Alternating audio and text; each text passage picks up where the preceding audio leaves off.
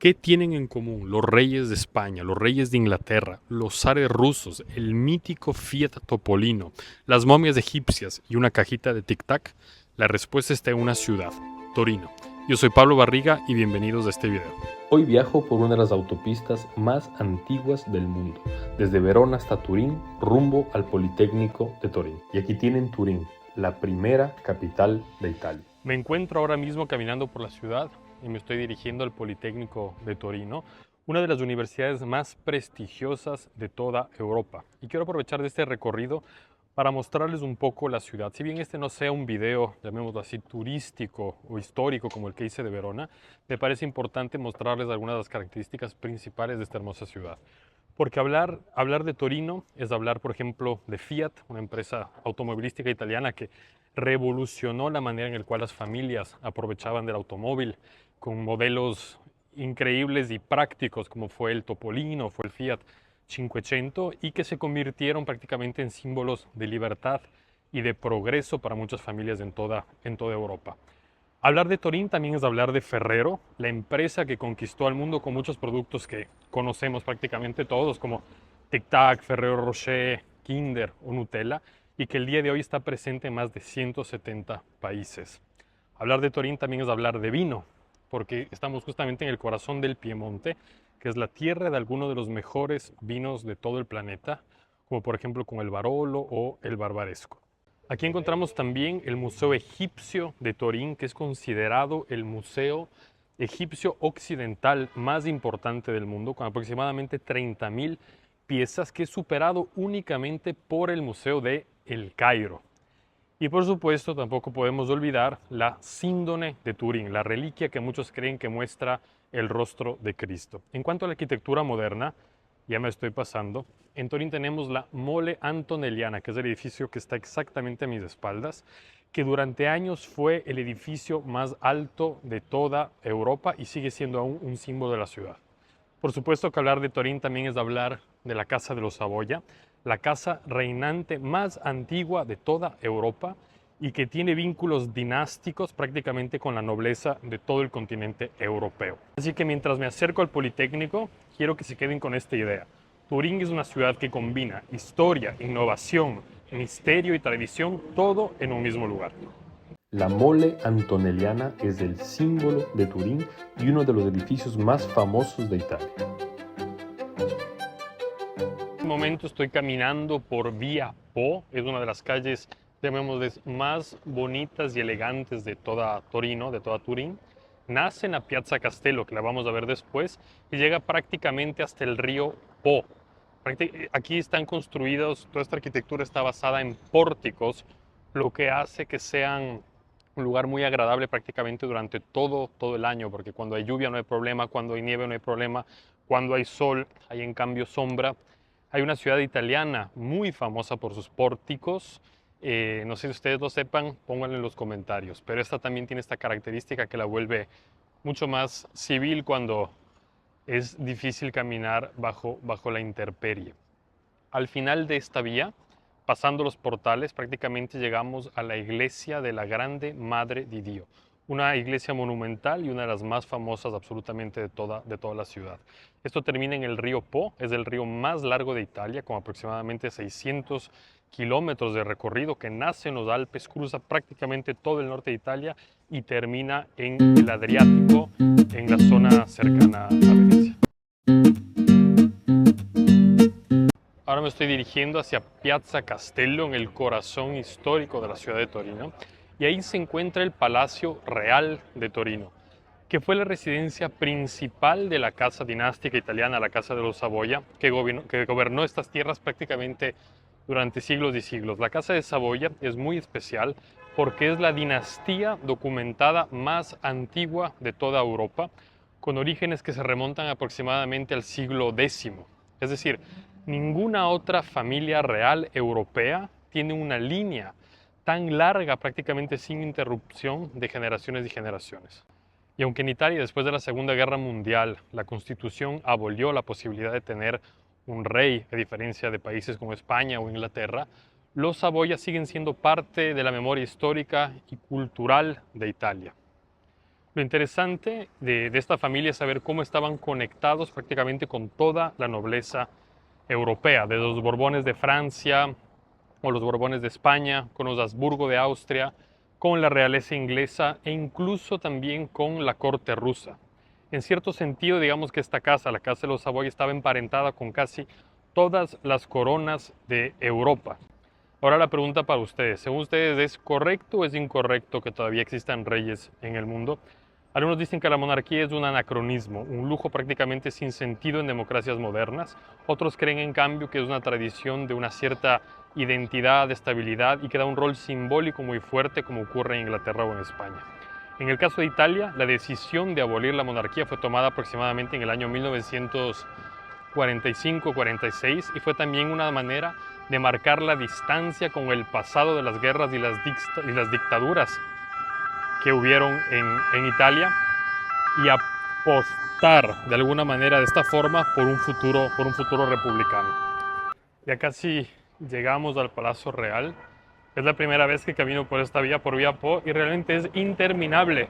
O sea, toda esta zona, como les decía antes, está construida, estos edificios están construidos en tal forma que dejan estos pórticos, que en verdad son, considero, una cosa súper útil cuando eres peatón.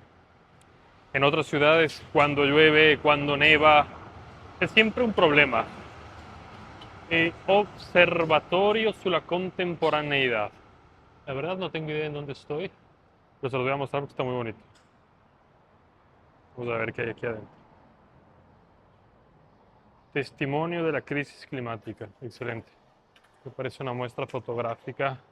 Ah, es la historia de la desaparición de los glaciales. Qué bonito edificio. Seguramente súper famoso. Perdón la ignorancia, pero nunca he estado aquí. Esta es una zona, así como vimos en Verona, conectada con la montaña.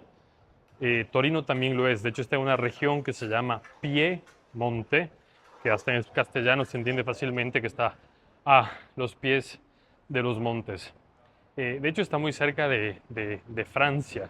Y hay zonas, no Torino específicamente, ¿no? Pero sí en esta región que tienen esa cultura mixta entre italiana y entre francesa. Es muy curioso ver cómo también esos confines han sido cambiados a lo largo de los años, de muchas zonas que antes eran Italia, ahora son Francia. Ejemplo de esto, pues, por decir Niza, o al contrario, zonas que en cambio eran Francia, ahora son Italia. Entonces se trata de una zona donde estas dos culturas, que al parecer son muy diferentes, en realidad han cambiado únicamente por la delimitación de una frontera, ¿no? O sea, si nacías 100 metros más allá, ya eras francés, tenías otra cultura, comías otra comida, tenías otra identidad. Si nacías 100 metros más acá, eras en cambio italiano, y cada uno estaba obviamente destinado a su destino para bien o para mal. Italia tiene muchas fronteras. De hecho, la principal frontera de Italia es del mar, ¿no? Pero en la parte de tierra firme, las fronteras de Italia son con Austria, con Suiza, con Francia, con Eslovenia, lo que hace que la parte del norte de Italia tenga muchas influencias distintas y a su vez haya influenciado muchísimo a las culturas aledañas. Y parece que acabo de llegar al Palacio Real, que está por allá, ya se los voy a mostrar. Es la primera vez que lo veo. Realmente me esperaba algo distinto, hablando del Palacio Real, donde estuvo la Casa de Saboya, donde reinó por muchísimos años, donde además de este edificio está conectado directamente con la capilla, donde está la Sábana Santa. Así que tenía tal vez unas expectativas un poquito más altas, sobre todo viendo y conociendo bien la arquitectura italiana, que es tan imponente, tan impresionante. Hay palacios aquí que desde mi punto de vista superan a muchos más famosos y conocidos en otros lugares de Europa. Para mí el ejemplo más eclatante de todos es la Reggia di Caserta, cerca de Nápoles, que es un edificio que para mí supera completamente Versalles. Pero me sorprende ver que el Palacio Real de Torino es este. Seguramente voy a pecar de ignorancia.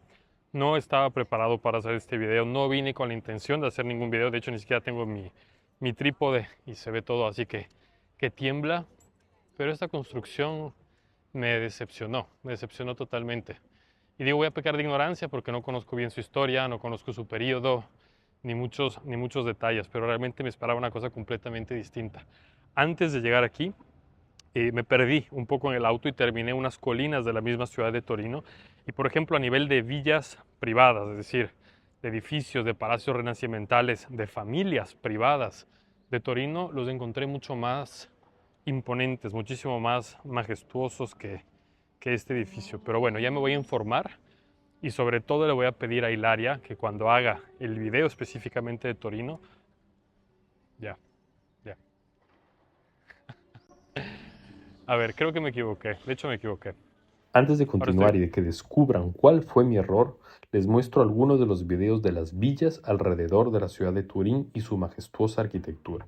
Turín está rodeada por colinas que durante siglos fueron el lugar preferido de residencias de nobles, empresarios y miembros de la Casa de Saboya.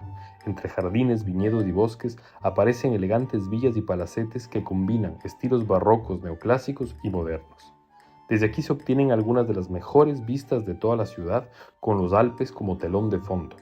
Es una zona que transmite tranquilidad, historia y riqueza arquitectónica en cada rincón.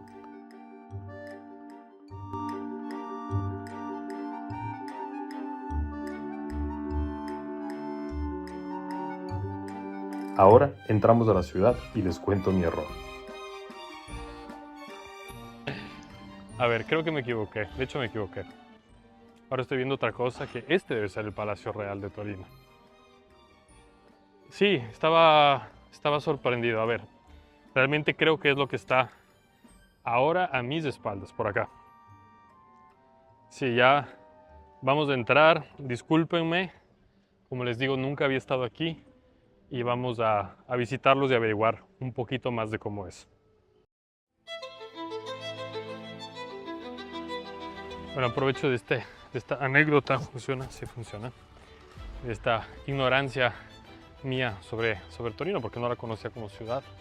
Y simplemente leí que al final de Vía Po se encontraba el palacio, y lo que vi fue en realidad un castillo medieval, probablemente mucho más antiguo de este palacio. Pero justamente para que estas cosas no te pasen, con Network Ponte hemos creado un servicio a medida para, sobre todo, personas de Latinoamérica, tanto de habla hispana como portuguesa, que vayan a venir a Italia, que quieran viajar por turismo, por placer, por gusto, no por estudios en este caso. Y tenemos una serie de tours propuestos ciudad por ciudad con gente local, es decir, promoviendo un turismo hecho realmente por gente que vive aquí, que es de aquí, y en donde podrás organizar en sesiones en línea, es decir, no es un tour físico en el cual una persona te lleva, te pasea, etcétera, sino es un tour online en el cual tú conversas con la persona. Por ejemplo, en este caso de Torino podría ser Hilaria, para Verona podría ser yo, y así, que te organizamos un viaje a medida de tus exigencias. Entonces vamos viendo cuáles van a ser los itinerarios que vas a tomar, te vamos a aconsejar, por ejemplo, los medios de transporte, dónde dormir, cómo ahorrar, tips, algo súper importante, dónde comer, y también recorridos históricos para que vayas optimizando tu tiempo. Yo creo que en Italia hay tantas cosas por ver que uno de los principales problemas que tienen los turistas cuando llegan aquí es justamente no saber por dónde empezar. Y ok, Internet está súper bien, te da un montón de nociones, pero otra cosa es conocerla a través de la gente que vive aquí. Entonces vas a tener la oportunidad de conocer en línea a un italiano o una italiana que te ayude y que te guíe absolutamente en la organización de tu viaje. El Palacio Real de Turín fue durante siglos la residencia principal de la Casa Saboya, la dinastía que unificó Italia. Su arquitectura combina la elegancia barroca con salones llenos de oro, mármol y obras de arte.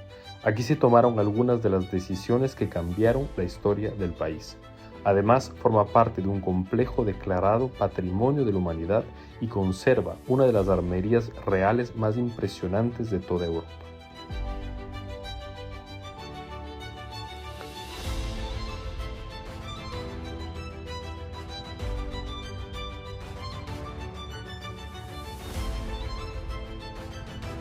Turín tiene también un lado misterioso. Se dice que esta ciudad forma parte de dos triángulos mágicos, uno el de la magia blanca junto a Lyon y a Praga, y el otro de la magia negra junto a Londres y San Francisco. Por esto muchos creen que aquí en esta ciudad conviven energías opuestas entre luz y oscuridad, entre bien y mal. Caminar por la ciudad es como entrar prácticamente en un libro de símbolos ocultos de demonios esculpidos en algunas iglesias que el día de hoy no logro mostrarles, con edificios, obeliscos, plazas y pasadizos subterráneos llenos de leyendas. Y sobre este aspecto de Torino, ciudad mágica, Torino entre el triángulo del bien y del mal, vamos a hacer un video específico con una chica, un agente de Network Ponte de Torino, que nos va a contar todos los misterios de esta ciudad y tiene organizado un tour que no se lo pueden perder. Es un tour virtual en el cual van a descubrir Torino y su magia negra y magia blanca. Esta es una tradición que yo la conocí realmente desde hace no mucho tiempo, justamente con un amigo mío que se dedica a historia de la antropología cultural y me contaba de esta característica particular sobre la ciudad de Torino que lo vamos a profundizar. Continuando hacia el Politécnico de Turín, nos encontramos con algunas de las zonas más elegantes de toda la ciudad. Amplias avenidas, edificios señoriales, cafés históricos y una arquitectura refinada que refleja la importancia económica, cultural e industrial que Turín ha tenido durante siglos. Estoy casi llegando a la Universidad de Turín, una de las más prestigiosas y antiguas de toda Italia. Fue fundada en el año 1404 y el día de hoy consta con aproximadamente 80.000 estudiantes y ofrece más de 150 programas entre posgrado y pregrado. Aquí puedes estudiar carreras como humanidades, ciencias, derecho, economía, ciencias políticas, medicina, farmacia o biotecnología. De hecho, está considerada una de las mejores de Europa, sobre todo en áreas como derecho o ciencias políticas y también en la ingeniería. Estudiar en esta universidad es un sueño posible y vivir en una ciudad como esta no es caro. Hablamos de que aquí, por ejemplo, un promedio en la Universidad de Torino te está costando alrededor de 2.000 euros al año. Y contáctanos porque podemos asesorarte para que obtengas becas o descuentos adicionales que pueden reducir muchísimo tu inversión. Te esperamos.